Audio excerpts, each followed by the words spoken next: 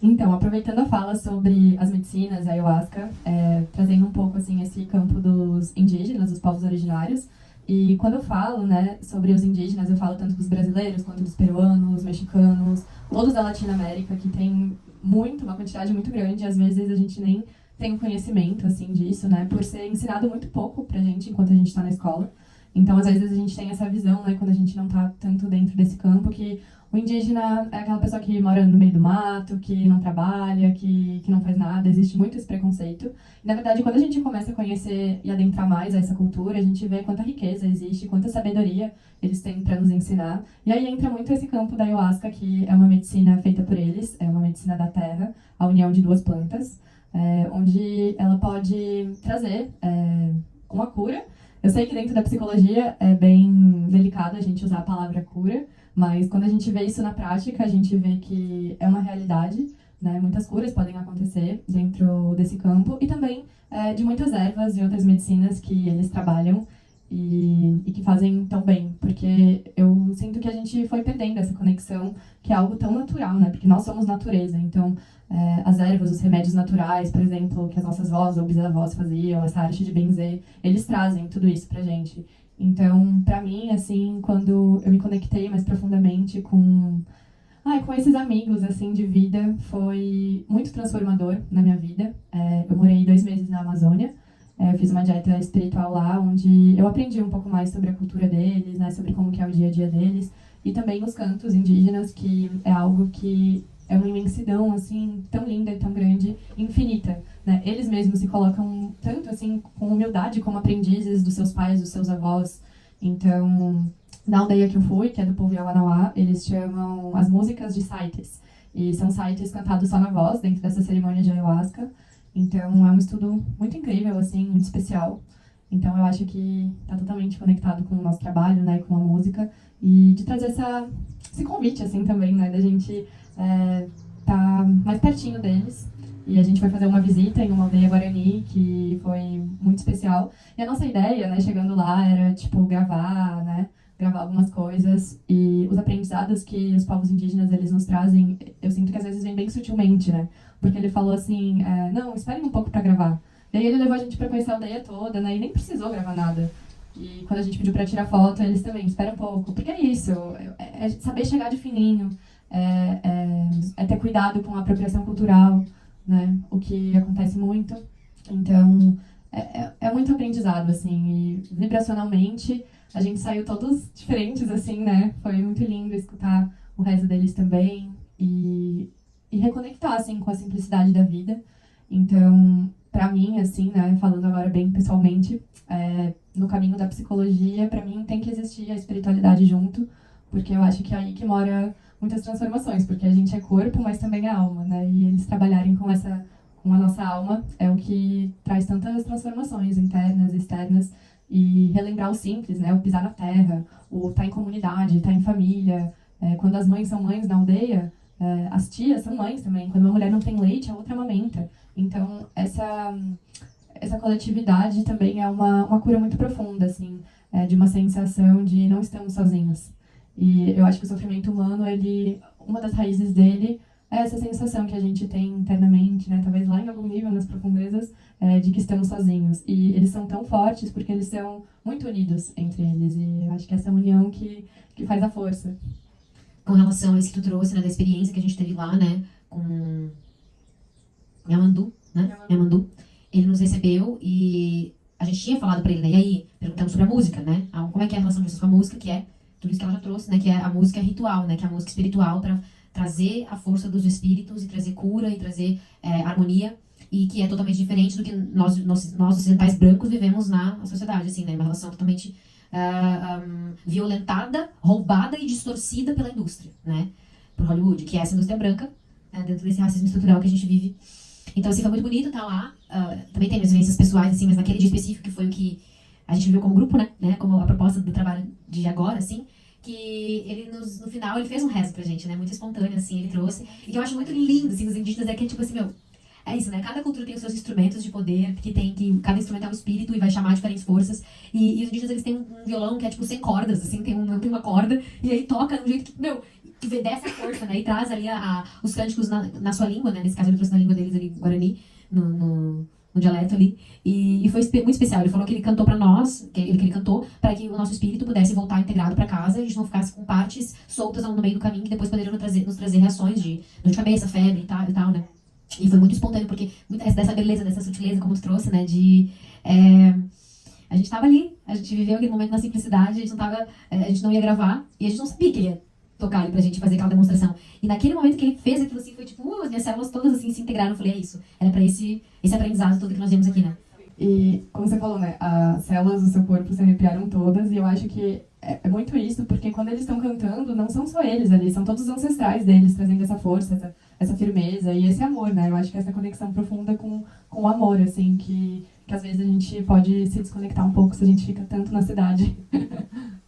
E daí, puxando um gancho, né, dessa questão da arte, eu acho que, assim, como a gente já tinha conversado aqui, a gente vive tanto nesse transe de estar, assim, inserido nessa sociedade capitalista, que a gente não para pensar nas diversidades culturais e o quanto a gente se perdeu nesse quesito, como a Maria falou, do senso de comunidade e de apreciar outras formas sem ser o que a gente está acostumado ali alienado, né? Por exemplo, a questão da arte, eu acho que, assim, eu fiquei muito maravilhada de ter toda a experiência com eles lá na aldeia, assim como o encontro que a gente teve lá na escolinha Pachamama, que o Yamandu foi lá com a gente também. E, cara, eles vivem arte, assim, eles respiram, é tudo, assim, o corpo deles é um instrumento de arte, de demonstrar aquilo, é o artesanato, a oralidade com que eles passam, toda a ancestralidade e o culto, né, de tu apreciar a natureza, apreciar a vida, e eu acho, assim, algo muito lindo. Eu lembro que eu fui com a minha mãe, justo também lá na escolinha, e lá o Yamandu, ele trouxe o grupo de canto que tem com as crianças e os jovens, né, que é como é que é o nome? Morada dos Anjos. E daí eles tocaram algumas músicas pra gente e tinha, assim, vários instrumentos e, nossa, quando eles começaram a cantar, eu olhei pra minha mãe e falei assim, mãe, que vontade de chorar, mãe. Porque, assim, foi algo muito lindo, assim, sabe? Toca na tua alma. Então, nossa, é muito legal ter essa experiência, né? Porque muitas vezes as pessoas têm a curiosidade, mas não vão atrás de ali ver, de conhecer e também de isso ser uma forma de tu trazer isso da tua rotina, né? De tu demonstrar pros outros também e desmistificar toda essa questão de preconceito que a gente tem muito com eles, né? De como a Maria também citou, porque o índio fica no meio do mato, não trabalha, é vagabundo, vive só da arte, vive de sustento do governo, e que muitas vezes, como o próprio Yamandu já falou, não é o suficiente, é muito pouco, né? E daí eles têm que ver os meios deles de se virar, mas assim, é algo muito, muito incrível, né? Outra perspectiva de vida, outra perspectiva de modo de se conectar com a natureza, se conectar com o teu entorno, né? E algo até que eu notei muito, assim, na nossa visita da aldeia, de como eles apreciam o silêncio, né? Que a gente chegou e falou assim, a gente quer gravar, a gente quer, como é que a gente vai fazer? E daí tinha toda uma pausa para responder, para mostrar os locais pra gente. Ele ia lá e parava, apresentava. Ele ia lá e parava, apresentava, deixava a gente ouvir o barulho, depois a gente levantava e ia, né? É uma sensação, assim, encantadora, é algo muito... Foi algo leve. Foi algo muito leve, assim, foi natural. Foi super natural, fazia esse silêncio, todos nós íamos naquela energia, né? Sim. Ficamos em silêncio, foi maravilhoso. E aquela entrada no útero, né? E daí toda essa, ele levou a gente na casa de reza, né? E daí a simulação que ele fez com que a casa de reza, ela é um local onde ela não tem nenhuma abertura sem ser a porta. E por isso ela compara com o útero, porque só tem uma porta que seria de entrada e de saída. E todo o rito, né, que a gente teve que fazer uma volta e um agradecimento ali pra poder sair. E, nossa, foi, assim, incrível. E para quem está assistindo aí, se quiser, né, na região de Santa Catarina, quiser ir fazer uma visita lá, conhecer, ter essa experiência, para a galera da faculdade aqui de psicologia que vai estar assistindo, nós vamos deixar os contatos para que a gente possa dar seguimento para isso com ações, né? E a minha última pergunta, assim, para fechar, já se encaminhando para o nosso final aqui, se deixar dar pano para manga, isso aí, né? Sam, o que você diria para nós, assim, nós aqui, né, nós estamos aqui como futuros profissionais da psicologia, tendo a oportunidade de poder ser iniciados nessas reflexões, nesses questionamentos, como que na tua visão nós podemos engajar nessa luta e através de ações contribuir efetivamente, sabe? Como cada um pode no seu meio e também pro todo. Mas começa na formação, né? Dependendo da sua formação, seu caminho já vai sair muito dali, né? E então só de ter o interesse de estudar sobre isso, de desenvolver sobre, já é um grande passo, assim, que a maioria não dá. E a gente falando sobre indígena aqui, eu lembrei, eu comprei uma grande contenda, né, na faculdade, porque eu decidi que ia fazer meu TCC sobre ayahuasca. Eu comecei a tomar ayahuasca no mesmo ano que eu entrei na faculdade, né? Então foi uma iniciação dupla, assim, que eu entrei na vida. E ninguém quis me orientar, questionaram muito se ia ter base teórica. E eu falei, se eu tô propondo é porque eu já tenho ela. Eu sei que ela existe, eu já estudo ela há muito tempo. Até antes de eu tomar, eu já li tudo que tinha na internet. E então, assim, fiz sem orientadora mesmo, achei alguém pra assinar. Tive apoio de grupos de estudo no Facebook na época, pessoas que estudavam psicoativos, e, enfim. E aí consegui fazer já como um ato de revolta, assim, eu preciso colocar dentro dessa academia branca, ocidental, europeia, a ciência indígena, porque é ciência. É ciência indígena, é ciência africana, a gente não tem nada que vem do além. É tudo muito estudado, é tudo muito desenvolvido, e é tudo muito milenar, coisas que funcionam há milênios, então como é que você vai questionar isso, né? E muita gente também tem estudado em laboratório há muito tempo, né? Então eu vejo que esses são tipos de ações possíveis, né? E questionei muito essa questão dentro da própria graduação, do tipo, por que a gente só estuda uma ciência europeia? Né? Porque só a ciência europeia é considerada ciência, e vem o racismo científico, né? Onde tudo que é a única ciência que existe é essa branca europeia. É só isso que você vai estudar dentro da faculdade, todos os teóricos que vocês vão ver, só existe psicólogo e filósofo branco e homem. Se for ver, toda a base que vocês vão ter é essa, praticamente, a não ser que busquem por fora, que é o que eu fiz.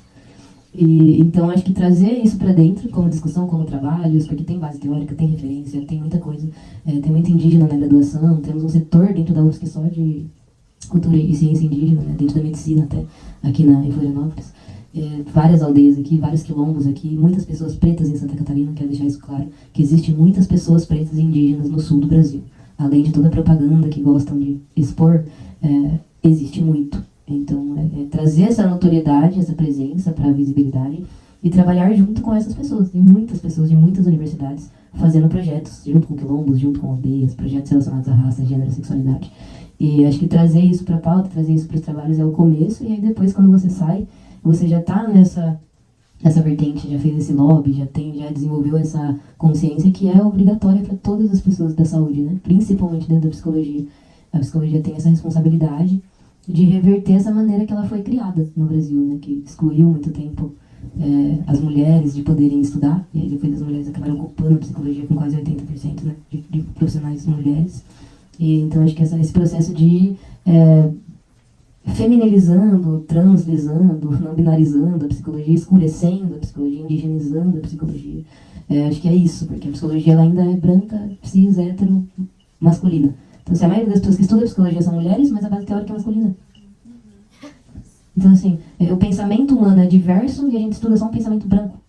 A conta não fecha. Então, como é que eu vou entender o mundo? Estou estudando algo que vem me preparar para que eu possa entender o mundo e o indivíduo, ou ajudá-lo a entender-se. E aí a base teórica que eu recebo é de um tipo de indivíduo. Então, assim, eu fiz muitos questionamentos da faculdade, percebi que não ia mudar, então fui construindo a minha própria base teórica e buscando ela, indo para esse lugar. E hoje está começando muito forte no Brasil um desenvolvimento de uma psicologia africana. Estou participando de alguns grupos de estudo sobre isso. Essa psicologia afrocentrada que a gente está construindo, né, na prática, com música, com os projetos, com essa psicologia está em tudo, né? Não está na faculdade, ela está em tudo. E então você trazer sua prática para isso. Eu vejo muito esse papel social da psicologia. Se a gente mantém a psicologia nesse lugar elitista, onde só essas pessoas conseguem estudar psicologia, e depois você vai viver para atender essas pessoas, fica meio assim, pra quê? Então eu sempre fiz a psicologia muito nesse lugar social. Eu nunca me interessei, nunca quis estar dentro de uma clínica atendendo pessoas brancas e ricas. Isso iria me enriquecer financeiramente, mas ia matar meu espírito. Então, pra mim, eu acredito nessa psicologia que eu faço na rua tocando, onde eu compartilho essas informações com pessoas que não têm, onde eu posso fazer grupo de estudos entre pessoas pretas, entre pessoas trans, que é o que a gente faz. Estudar para poder me capacitar mais dentro dessa psicologia afrocentrada, indigenista. Muitas pessoas indígenas entrando na política no Brasil, entrando na faculdade por causa das cotas. Aqui em Floripa, principalmente, tem muitas pessoas indígenas na arte, em gêneros pop de música, rap, hip hop, Brisa Flow, Caí Guajajara. Então, assim, pessoas indígenas que estão alcançando, né? Os negros na música sempre foram muito populares, porque a gente faz música muito bem, isso sempre foi muito explorado, mas dentro dessa problemática, da gente não poder falar o que quer, ser um fetiche ali pra entreter, e não pra poder a gente ser quem a gente realmente é e fazer nossa própria música. Então, estamos começando a fazer isso também, poder fazer nossa própria música e falar o que a gente realmente quer. Escapando desses lugares de poder, né? Não tendo mais esse sonho hollywoodiano e sonhando mais em tocar para nossa comunidade e fazendo isso, né? Então eu sinto que é isso, assim, tá muito junto nessa questão indígena e africana, não tem separação. Os indígenas são muito apagados da conversa, até sobre racismo, sendo que é uma coisa só. Inclusive eu estava comentando ontem sobre isso, coisa que a gente precisa aprender muito, a gente que eu falo somos pessoas pretas, A gente precisa aprender um pouco muito com os indígenas sobre como lutar contra o racismo. Porque a gente, enquanto pretos, por termos sido raptados, a gente acabou sonhando em entrar no mundo do branco, né? Pretos no topo, vamos ocupar todos os lugares. Mas serve pra gente ocupar esse mundo branco? Serve pra gente esse sucesso branco? Serve pra gente pedir um lugar na mesa que não nos deseja ali? Ou será que a gente devia estar querendo criar nossa própria mesa? Né? E nosso próprio quilombo, e se agrupar entre nós? Que é o que as mulheres têm feito para lutar contra o machismo, né? Se agrupar entre si, não entrar homem aqui. Aqui é o nosso sagrado feminino. Então a gente precisa aprender também isso com os indígenas. A nossa história foi diferente da deles. Então eles sabem isso, eles não estão lutando para vir para cá. Eles não querem um terreno aqui. Eles querem poder ficar lá, em paz, sem ninguém invadir. E sem ter muita interação, porque interage já leva doença, leva droga, leva pensamento que não condiz. Então essa interação também é muito complicada, do meu ponto de vista, que está acontecendo deliberadamente. E também muito romantizada, mas na prática é um pouco complexa. Exatamente, exatamente. Então a gente também tem que cada um estar se agrupando entre si, encontrando suas reverberações, e isso também digo isso na prática da psicologia. A gente tem que se agrupando entre si, enquanto profissionais, criando coletivos que estão dentro desse lugar para a gente poder realmente ter um poder político para agir. Não? Porque a grande maioria vai estar nesse lugar da psicologia enquanto comércio. Dá a entender, dá a fazer dinheiro, atende quem tem para pagar, o importante é você sobreviver, e eu consigo fazer isso com outras coisas, já conversei com a Fernanda.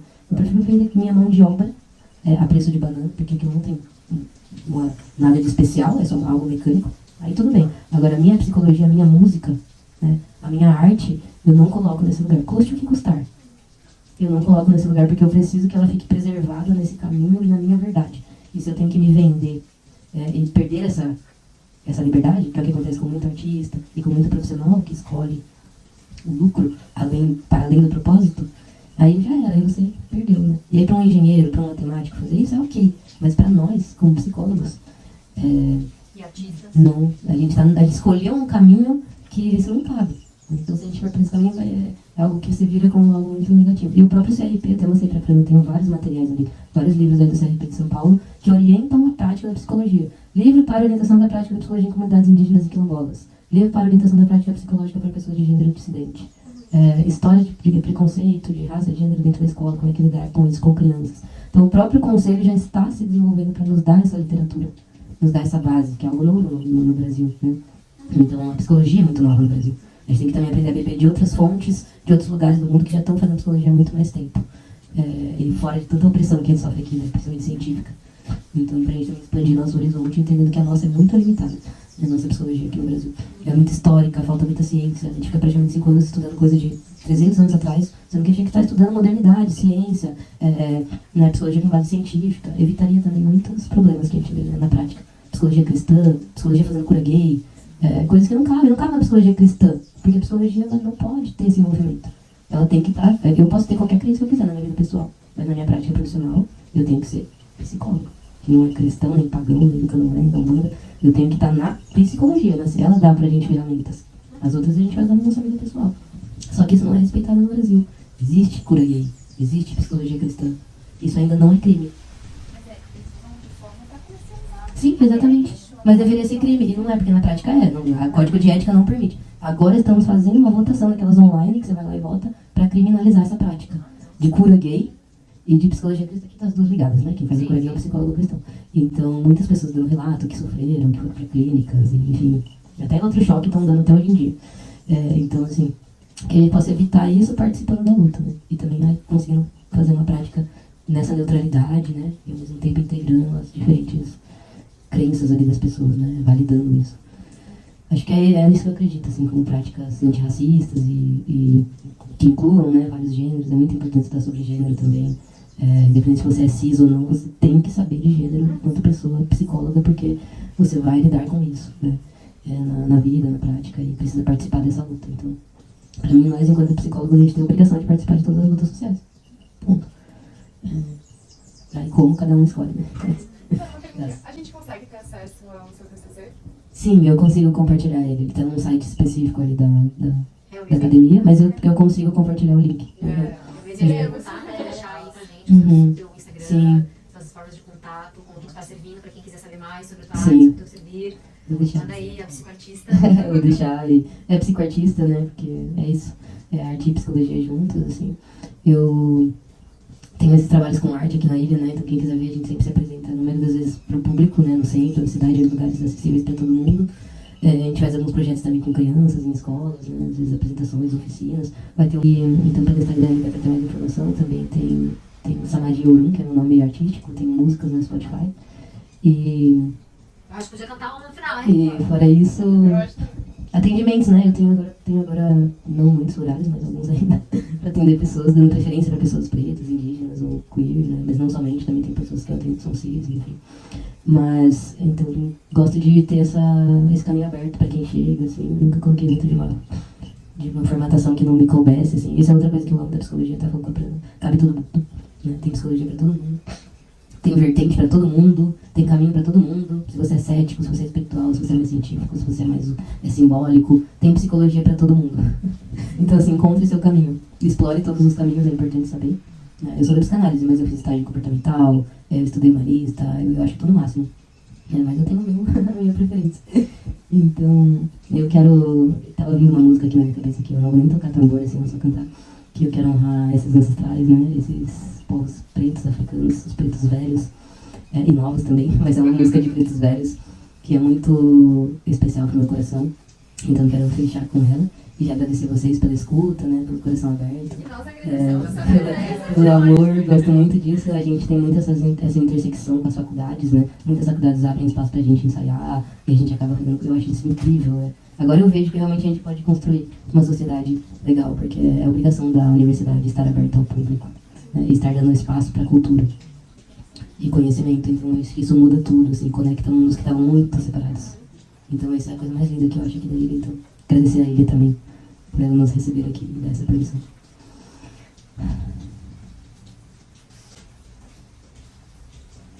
A fé que eu tenho no meu orixá hoje está no terreiro pra me ajudar. A fé que eu tenho no meu orixá hoje está no terreiro pra me ajudar. O preto velho desse congá, vencedor de batalha, não pode tombar.